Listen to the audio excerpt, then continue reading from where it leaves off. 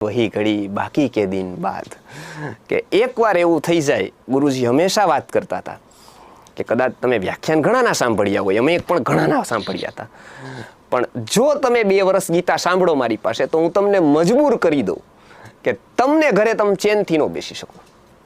અધ્યાત્મ વગર, તમે સારું સાંભળ્યા વગર તમને કચરો જ લાગે. બધું ટીવી વિડીયોઝ બીજું બધું એ તમને કચરો. એટલી હદે હું તમને મજબૂર કરી દઉં ગીતાથી કે આવું બોલું ને તમને એવું લાગે કે ના ના, મારું જીવન આ બધું જ હોવા છતાં, બધી જ સામગ્રી હોવા છતાં તમને એમ લાગે કે મારા જીવનમાં કાંઈક ખૂટે છે. અને એ જે ખૂટે છે ને એ બહુ મહત્વની વાત છે.